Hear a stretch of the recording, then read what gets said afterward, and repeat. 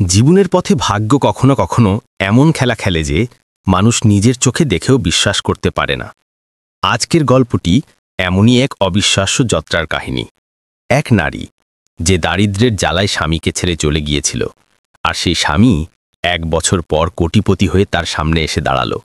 সেই সাক্ষাতে কি হবে, কার হৃদয় ভাঙবে, আর কে পাবে নতুন জীবনের আলো? এই গল্প শুধু ভাগ্যের উত্থান পতনের নয়, বরং অনুশোচনা, ক্ষমা আর মানবতার এক অসাধারণ গল্প। চলুন শেষ পর্যন্ত এই হৃদয়স্পর্শী গল্পে ডুবে যায়, কারণ এটি আপনার মনকে নিশ্চিতভাবে ছুঁয়ে যাবে। সকালের আলোয় মন্দিরের ঘণ্টার ধ্বনি পুরো পাড়ায় ছড়িয়ে পড়ছিল। মন্দিরের উঠোন ফুলের গন্ধ আর ধূপের ধোঁয়ায় মুখরিত ছিল। ভক্তদের ভিড়ে মন্দির জমজমাট।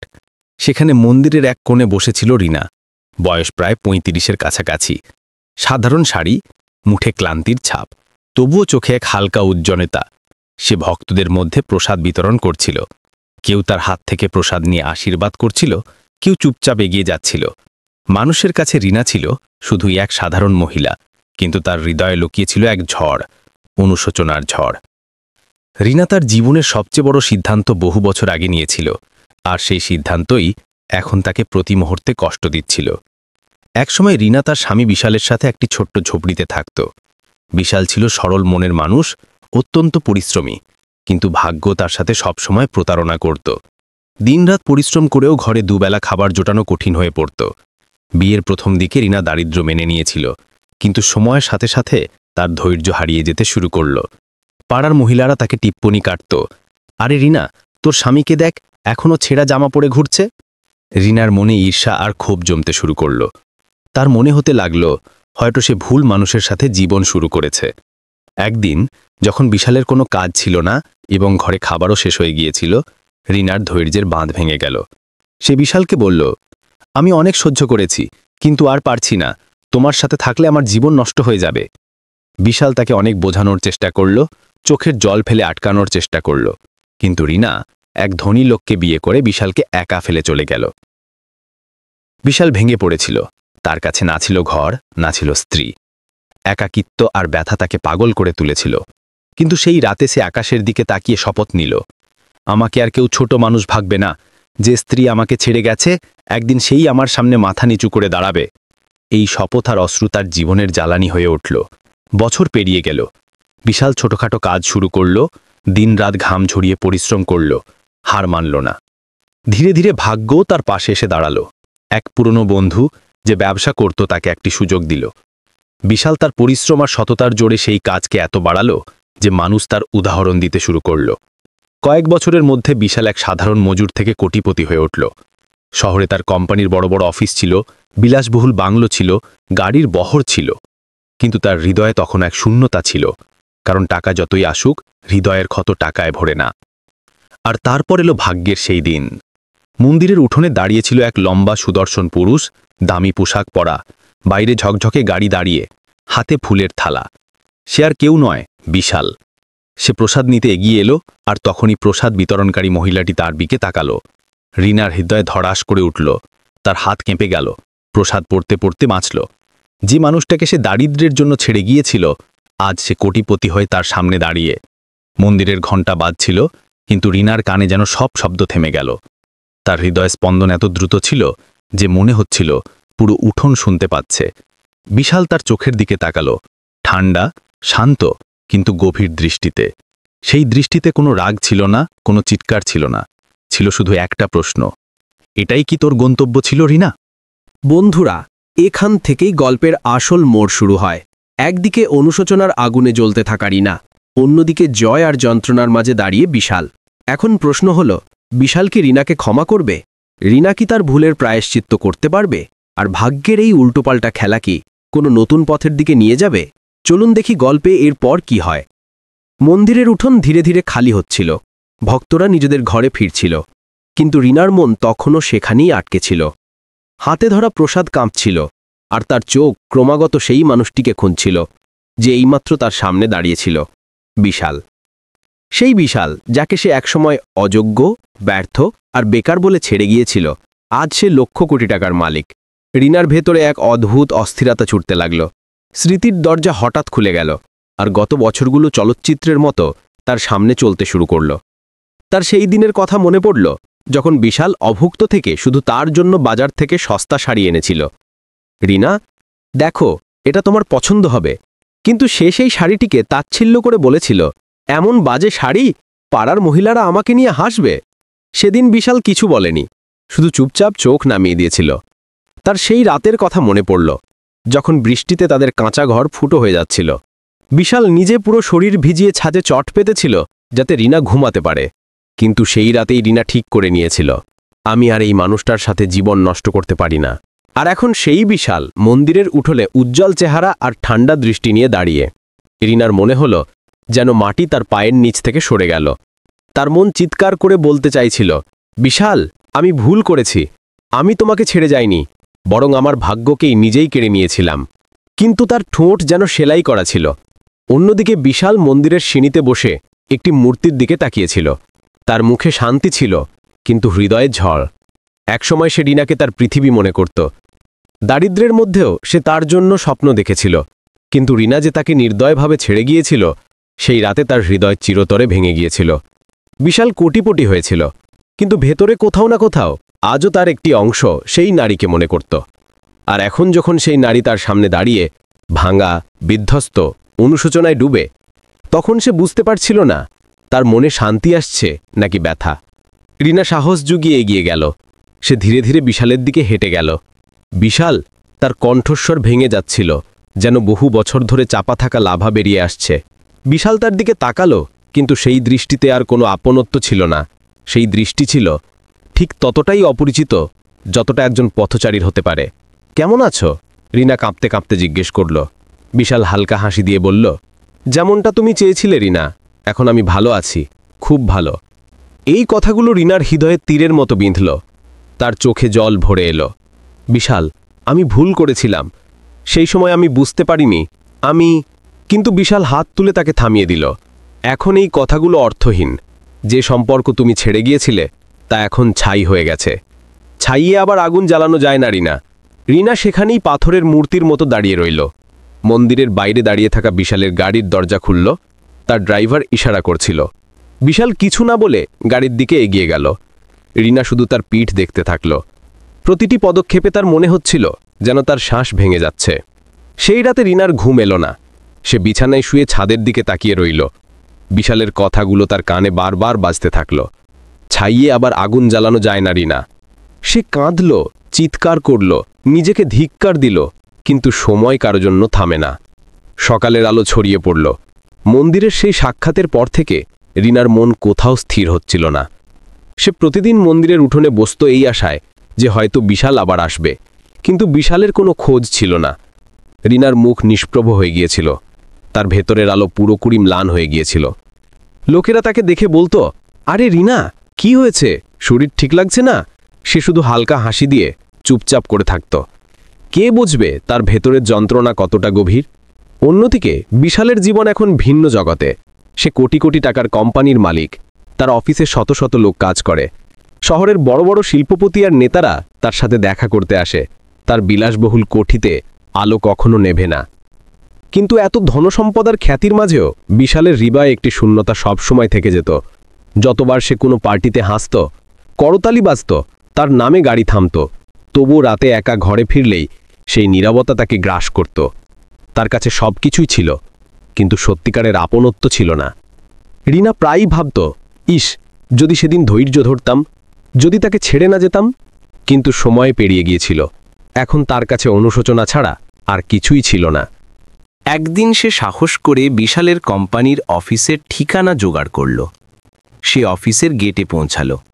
বাইরে নিরাপত্তারক্ষীরা দাঁড়িয়ে দামি গাড়ি আসা যাওয়া করছে। রিনা ভেতরে যাওয়ার চেষ্টা করল, কিন্তু গার্ড তাকে আটকে দিল। ম্যাডাম, অ্যাপয়েন্টমেন্ট ছাড়া কেউ ভেতরে যেতে পারবে না। সে কাঁপতে কাঁপতে বলল, আমার নাম রিনা, বিশালজি আমাকে চেনেন। গার্ড তাকে উপর থেকে নিচ পর্যন্ত দেখল। তার পুরনো পোশাক আর ক্লান্ত চেহারা দেখে সে হেসে দিল। আরে বোন, এমন কত লোক প্রতিদিন আসে, যান, বিরক্ত করবেন না। রিনার হৃদয় ভেঙে গেল। সে সেখান থেকে ফিরে গেল।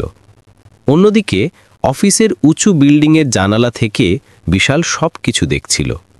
সে রিনাকে চিনতে পেরেছিল, কিন্তু চোখ ফিরিয়ে নিল।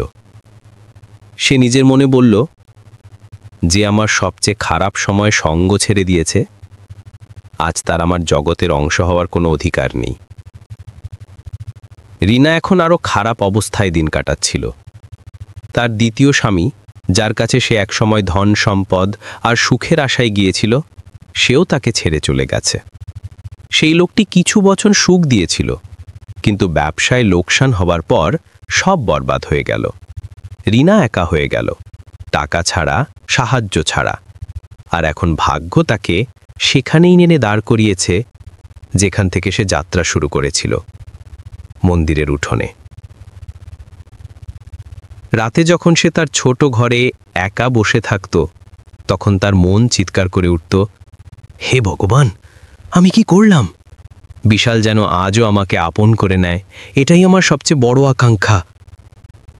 কিন্তু হৃদয়ের গভীরে সে জানত, সেই সম্পর্ক এখন ছাই হয়ে গেছে। বিশাল বাইরে থেকে কঠোর দেখালেও ভেতরে কোথাও না কোথাও তার মনও কষ্ট পেত। যখনই সে রিনাকে মন্দিরে প্রসাদ বিতরণ করতে দেখত, তার পুরনো দিনগুলোর কথা মনে পড়ত। সেই দিনগুলো যখন এই নারী তার জন্য খাবার বানাতো, জামা সেলাই করত, আর কখনো কখনো তার চুলে তেল মালিশ করে দিত। সেই স্মৃতিগুলো তাকে কাঁদিয়ে দিত। কিন্তু ঠিক সেই মুহূর্তেই তার চোখের সামনে সেই রাতও ঘুরে আসত, যখন রিনা পিছনে না তাকিয়ে তার হাত ছেড়ে খেলে অন্য কারোর দরজায় পা রেখেছিল। এই স্মৃতিগুলোই তার হৃদয়কে পাথর করে দিত। মন্দিরের সিঁড়িতে বসে রিনা ঘণ্টার পর ঘণ্টা মূর্তির দিকে তাকিয়ে থাকত। তার চোখ থেকে অশ্রু ঝরত, আর ঠোঁটে কেবল একটিই প্রার্থনা থাকত, হে ভগবান, আমাকে একবার বিশালের সাথে ভালোভাবে কথা বলার সুযোগ দাও। তার হৃদয়ে এখন আর কোনো আকাঙ্ক্ষা ছিল না, না ধনের, না খ্যাতির। শুধু বিশালের একবারের ক্ষমা পাওয়াই তার সবচেয়ে বড় চাওয়া। অন্যদিকে বিশালের জীবন আরও ব্যস্ত হয়ে উঠছিল। মিটিং, ব্যবসায়িক সফর, বড় বড় চুক্তি। কিন্তু তার চারপাশে যত ভিড় ছিল, তার ভেতরে ততটাই একাকিত্ব বাসা বেঁধেছিল। সে কখনো কখনো মাঝরাতে উঠে ছাদে চলে যেত এবং আকাশের দিকে তাকিয়ে ভাবত, কেন ভগবান? যদি আমাকে সব দিতেই হতো, তবে এত বছর একাকিত্ব কেন দিলে? আর কেন তাকে আমার স্মৃতি থেকে মুছে দিলে না? বিশালের চোখ সজল হয়ে উঠত, কিন্তু পরের মুহূর্তেই সে নিজেকে সামলে নিত। একদিন রিনা ঠিক করল, সে সরাসরি বিশালের বাংলোতে যাবে। সে কোনো মতে টাকা জোগাড় করে একটি সাধারণ শাড়ি কিনল, চুলে তেল মাখল, কপালে টিপ পরল এবং ভারী পায়ে বিশালের প্রাসাদের মতো বাড়ির দিকে এগিয়ে গেল। বড় লোহার গেট, দারোয়ান আর সিসিটিভি ক্যামেরা। রিনা কাঁপতে কাঁপতে গেটে কড়া নাড়ল। কাকে চাই? দারোয়ান জিজ্ঞেস করল। রিনা কাঁপতে কাঁপতে বলল, বিশালকে। আমি তার স্ত্রী ছিলাম, আমার নাম রিনা। দারোয়ান অবাক হয়ে তাকে দেখল। সে ফোন করে ভেতরে খবর দিতে গেল। কিছুক্ষণের মধ্যেই গেট ধীরে ধীরে খুলল। রিনা ভেতরে পা রাখল। বিলাসবহুল বাগানে লাগানো বিদেশি ফুল, ঝকঝকে মার্বেলের সিঁড়ি আর বড় বড় ঝাড়বাতি দেখে তার চোখ ভরে এলো। এই সেই মানুষ যাকে আমি একসময় বেকার বলেছিলাম, আর আজ পুরো পৃথিবী তার সামনে মাথা নত করে। বিশাল হলে বসেছিল, স্যুট বুট পরা, গম্ভীর মুখ, হাতে ফাইল। রিনা তাকে দেখা মাত্র তার মুখে এক অদ্ভুত নীরবতা নেমে এলো। বলো, কেন এসেছ? তার কণ্ঠস্বর ছিল ঠান্ডা। রিনা কেঁদে উঠল। বিশাল, আমি ভুল করেছিলাম। সেই সময় আমি বুঝতে পারিনি। আমি লোভে অন্ধ হয়ে গিয়েছিলাম। কিন্তু তুমি আমার সত্য ছিলে, তুমি আমার পৃথিবী ছিলে। একবার আমাকে ক্ষমা করে দাও। বিশাল মনোযোগ দিয়ে তার দিকে দেখল। তার চোখে কষ্ট ছিল, আবার রাগও ছিল। রিনা, তুমি জানো, যেদিন তুমি আমাকে ছেড়ে গিয়েছিলে, সেদিন আমি মরে গিয়েছিলাম। তুমি আমার ভেতরের সব আশা মেরে ফেলেছিলে। আর আজ যখন আমি উঠে দাঁড়িয়েছি তখন তোমার আমাকে মনে পড়ল। রিনা মাটিতে বসে পড়ল। হ্যাঁ বিশাল, আমি জানি আমি পাপ করেছি, কিন্তু এখন আমার কেউ নেই, আমি একা। যদি তুমি আমাকে প্রত্যাখ্যান করো তাহলে আমি কার ভরসায় বাঁচব? কিছুক্ষণের জন্য নীরবতা নেমে এলো। বিশালের চোখ ভরে এলো। তার সামনে সেই নারী, যার সাথে সে স্বপ্ন দেখেছিল। কিন্তু তার হৃদয়ে প্রশ্ন উঠছিল, সে কি আবার সেই একই ব্যথায় ডুবে যেতে চায়? সে উঠে দাঁড়ালো, রিনাকে উঠিয়ে বলল, যেদিন তুমি আমাকে ছেড়েছিলে সেদিনই আমাদের সম্পর্ক শেষ হয়ে গেছে। আজ আমি তোমাকে শুধু একজন অচেনা মানুষ হিসেবে দেখি। ক্ষমা করতে পারি, কিন্তু আবার আপন করতে পারি না। রিনা হৃদয়ে যেন ছিঁড়ে গেল। তার ঠোঁট কাঁপছিল, কিন্তু কোনো শব্দ বের হলো না। সেই মুহূর্তে রিনা বুঝতে পারল যে ভাগ্য তার সাথে শেষ খেলাটাও খেলে নিয়েছে। সে তার জীবনের সবচেয়ে বড় অবলম্বনকে চিরতরে হারিয়ে ফেলেছে। বিশালের প্রত্যাখ্যানের পর রিনার জগৎ পুরোপুরি অন্ধকার হয়ে গেল। ভারী পায়ে সে বিশালের বাংলো থেকে বেরিয়ে এলো। রাস্তায় হাঁটতে হাঁটতে তার চোখের জল থামছিল না। সত্যিই কি এখন আমার আর কিছু রইল না? এই প্রশ্নই তার মনে ঘুরছিল। অন্যদিকে বিশাল ভেতরে ভেতরে অস্থির ছিল। সে রিনাকে কঠোর কথা বলেছিল, কিন্তু তার হৃদয়ে কোথাও না কোথাও কষ্ট পাচ্ছিল। সত্যিই কি তাকে চিরতরে প্রত্যাখ্যান করা উচিত? সে তো আমার অতীতের জীবনের অংশ ছিল। সে চিন্তায় ডুবেছিল। তখনই তার ম্যানেজার এসে বলল, স্যার, আজ আপনাকে নতুন ফ্যাক্টরির উদ্বোধন করতে যেতে হবে, সবাই অপেক্ষা করছে। বিশাল গভীর শ্বাস নিল এবং গাড়ির দিকে এগিয়ে গেল। ফ্যাক্টরির উদ্বোধন খুব ধুমধাম করে হওয়ার কথা ছিল। লক্ষ লক্ষ টাকার বিনিয়োগ, শত শত শ্রমিক এবং পুরো শহরের চোখ এই ইভেন্টের দিকে নিবদ্ধ ছিল। বিশাল মঞ্চে পৌঁছালো, করতালি বাজতে লাগল। সে ফিতে কাটল, প্রদীপ জ্বালালো এবং ভাষণ দিতে যাবে। ঠিক তখনই হঠাৎ এক বিকট শব্দ হলো। ফ্যাক্টরির ভেতরে একটা বড় বয়লার ফেটে গেল। ধোঁয়া, চিৎকার, হুড়োহুড়ি, পুরো পরিবেশ বিশৃঙ্খলায় বদলে গেল। লোকেরা প্রাণ বাঁচাতে পালাতে লাগল। বিশাল সঙ্গে সঙ্গে নিরাপত্তারক্ষীদের নির্দেশ দিল, সব শ্রমিককে বাইরে বের করো, জীবন বাঁচানো জরুরি। কিন্তু তখনই কেউ চিৎকার করে বলল, স্যার, ভেতরে কিছু শ্রমিক আটকে আছে। বিশালের হৃদয় কেঁপে উঠল। সে নিজে পালাতে পারত, কিন্তু কিছু না ভেবেই ভেতরে দৌড়ে গেল। এত ধোঁয়া ছিল যে শ্বাস নেওয়া কঠিন হয়ে যাচ্ছিল, কিন্তু বিশাল সাহস হারায়নি। সে একজন একজন শ্রমিককে কাঁধে তুলে বাইরে আনতে শুরু করল। লোকেরা অবাক হয়ে গেল, কোটিপতি মালিক নিজের জীবনের পরোয়া না করে শ্রমিকদের বাঁচাচ্ছে। এরই মধ্যে রিনা ভিড়ের মধ্যে পৌঁছে গেল। কেউ তাকে জানালো যে ফ্যাক্টরিতে বিস্ফোরণ হয়েছে এবং বিশাল ভেতরে আছে। রিনার বুক ধড়ফড় করে উঠল। হে ভগবান, তার কিচ্ছু হতে দিও না। সেই দৌড়ে গেট পর্যন্ত এলো। তার চোখ ধোঁয়ায় ঘেরা বিল্ডিংয়ের দিকে স্থির ছিল। কিছুক্ষণ পর বিশালকে আহত অবস্থায় বাইরে আনা হলো। তার হাত পুড়ে গেছিল, পোশাক ধোঁয়ায় কালো হয়ে গেছিল। লোকেরা করতালি বাজছিল। বাহ মালিক, আপনি কামাল করে দিয়েছেন, আপনি সবার জীবন বাঁচিয়েছেন। কিন্তু রিনার চোখে শুধু অশ্রু ছিল।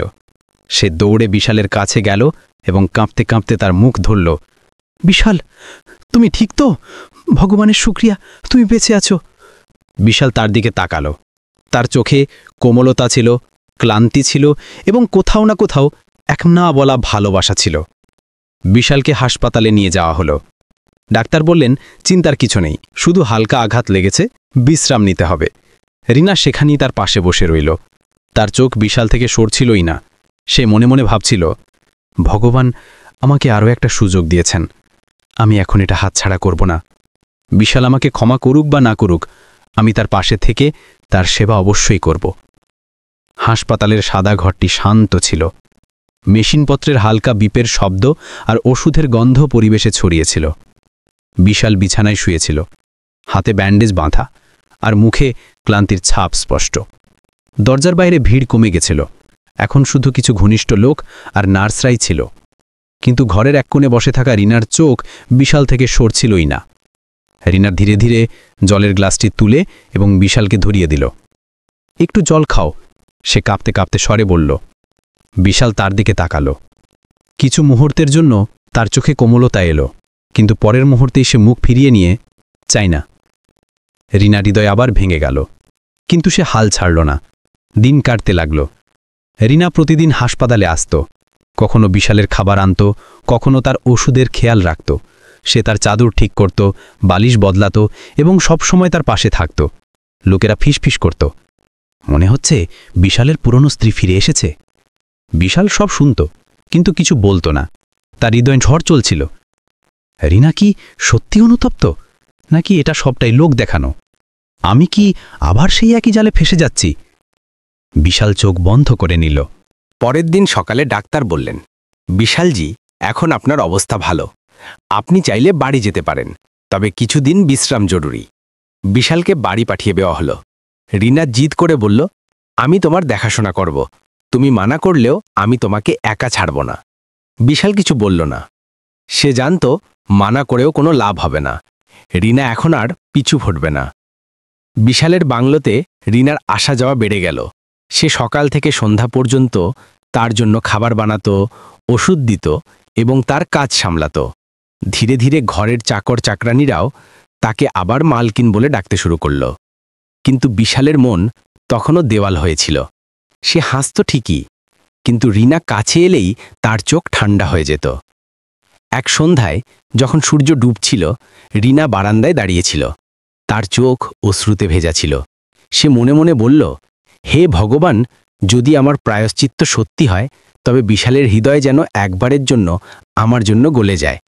ঠিক তখনই পিছন থেকে বিশালের আওয়াজ এলো, রিনা, তুমি এখানে কেন? তোমার কি চাই? এসব কি তোমার কোনো ষড়যন্ত্র? রিনা কেঁপে উঠল।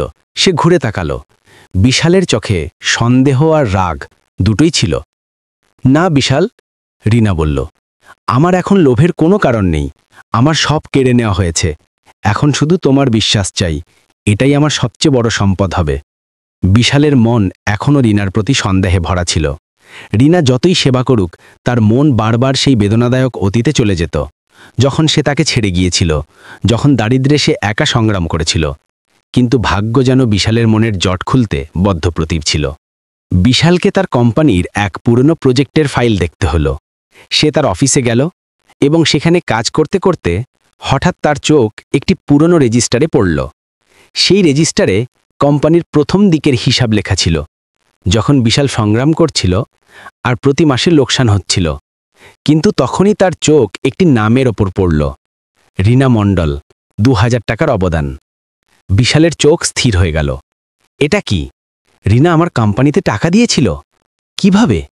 সেই রাতে বিশাল চাকরদের কাছে জিজ্ঞাসাবাদ করল। তখনই এক বুড়ো চাকর বলল, সাহেব, যখন আপনি চিন্তিত থাকতেন, তখন কখনো কখনো এক মহিলা লুকিয়ে বাড়ির বাইরে প্যাকেট রেখে যেত। তাতে টাকা বা খাবার থাকত। আমরা ভয়ে আপনাকে কিছু বলতাম না। পরে জানতে পারলাম সেটা রিনাজিই ছিলেন। বিশালের ভেতরে যেন ঝড় উঠল। তাহলে কি রিনা আমাকে ছেড়েছিল ঠিকই, কিন্তু ছায়া হয়ে সাহায্যও করত? পরের দিন বিশাল সরাসরি রিনাকে জিজ্ঞাসা করল, বলো, কোম্পানির ফাইলে তোমার নাম কেন? আর তুমি আমার জন্য টাকা দিয়েছিলে কেন? রিনার চোখ ভরে এলো। সে ধীরে ধীরে বলল, হ্যাঁ বিশাল, আমি ভুল করেছিলাম। আমি তোমাকে ছেড়ে চলে গিয়েছিলাম, কিন্তু মন থেকে কখনো আলাদা হইনি। যখনই তোমার অবস্থা দেখতাম, আমার আত্মা কেঁদে উঠত। আমি সামনে এসে সাহায্য করতে পারতাম না, তাই লুকিয়ে করতাম। বিশাল স্তব্ধ হয়ে গেল। সে ভাবতেও পারেনি যে যাকে সে স্বার্থপর আর বিশ্বাসঘাতক মনে করত, সে আড়ালে তার লড়াই সহজ করার চেষ্টা করেছিল। কিন্তু তার ভেতরের আঘাত এত গভীর ছিল যে বিশ্বাসের দেওয়াল সঙ্গে সঙ্গে ভাঙল না। সে কঠোর স্বরে বলল, যদি সত্যি আমার জন্য চিন্তা করতে, তবে ছেড়ে গিয়েছিলে কেন? আমি অভুক্ত থাকতে পারতাম, কিন্তু তোমার সঙ্গ ছাড়তাম না। রিনা ফুপিয়ে কেঁদে উঠল। সেটা আমার জীবনের সবচেয়ে বড় ভুল ছিল বিশাল। সেই সময় আমি কাপুরুষ ছিলাম, পৃথিবীর টিপ্পনিকে ভয় পেয়েছিলাম। কিন্তু এখন আমি ফিরে এসেছি শুধু তোমার বিশ্বাস ফিরে পাওয়ার জন্য। যদি তুমি বলো, তবে আমি আবার চলে যাব। শুধু এটা জেনে রেখো, আমার ভালোবাসা কখনো শেষ হয়নি। সেই রাতে বিশাল ঘুমে এপাশ ওপাশ করতে থাকল। তার সামনে রিনার কথাগুলো বাজতে থাকল। সত্যি কি সে আমাকে ছেড়েছিল, কিন্তু মন থেকে সঙ্গ দিয়েছিল? আমি কি এখন তাকে ক্ষমা করতে পারি? বিশালের হৃদয় ধীরে ধীরে নরম হতে শুরু করল। কিন্তু ঠিক তখনই ভাগ্য আরও একটি বড় পরীক্ষা এনে দাঁড় করালো। পরের দিনই কোম্পানিতে হঠাৎ এক বড় বিশ্বাসঘাতকতা হলো। বিশালের সবচেয়ে বিশ্বস্ত অংশীদার কোটি কোটি টাকা নিয়ে পালিয়ে গেল। বিশালের সম্মান আর সম্পদ দুটোই সংকটের মুখে পড়ল। সব লোক বিশাল থেকে মুখ ফিরিয়ে নিতে লাগল। কর্মচারীরা চাকরি ছাড়তে লাগল, বন্ধুরাও দূরে সরে যেতে লাগল। কিন্তু ঠিক সেই সময় রিনা তার পাশে এসে দাঁড়ালো। সে বলল, বিশাল, যদি আবার সবকিছু হারাতে হয় তবু আমি তোমার সাথে আছি। এবার আমি কোথাও যাব না। কোম্পানিতে হঠাৎ আসা ঝড় সবকিছু নাড়িয়ে দিয়েছিল। বিশালের সবচেয়ে বড় অংশীদার টাকা নিয়ে পালিয়ে গিয়েছিল এবং খবরটি পুরো শহরে ছড়িয়ে পড়েছিল। যেখানে আগে লোকেরা বিশালের প্রশংসা করত, এখন তারাই নিন্দা করতে শুরু করল। দেখো, কোটিপতি হয়েও শেষমেশ বরবাদ হলো, মনে হয় ভাগ্য আবার উল্টে গেল। বিশাল ভেঙে পড়তে শুরু করেছিল। সে একা তার অফিসে বসেছিল, কাগজের স্তূপের দিকে তাকিয়ে। কিন্তু তখনই দরজা খুলল এবং রিনা ভেতরে এলো। রিনার হাতে কোম্পানির পুরনো ফাইল ছিল। সে বলল, বিশাল, হাল ছেড়ো না। তোমার একবার মনে আছে তুমি বলেছিলে স্বপ্ন তাদেরই পূরণ হয় যারা শেষ পর্যন্ত টিকে থাকে? আজ সেই সময়। বিশাল তার দিকে দেখল। তার চোখে জল ছিল।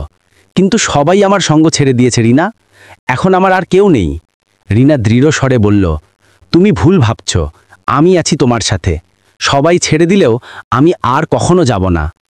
রিনা পুরনো বিনিয়োগকারীদের সাথে দেখা করল, নথি সামলালো এবং কর্মচারীদের বোঝালো। সে না থেমে পরিশ্রম করল। ধীরে ধীরে বিশালও উঠে দাঁড়াতে লাগল। কয়েক মাসের মধ্যেই কোম্পানি আবার স্থিতিশীলতা ফিরে পেল। লোকেরা অবাক ছিল যে বিশাল এত তাড়াতাড়ি কি করে সামলে নিল। কিন্তু বিশাল জানত এবার তার শক্তি হলো রিনা।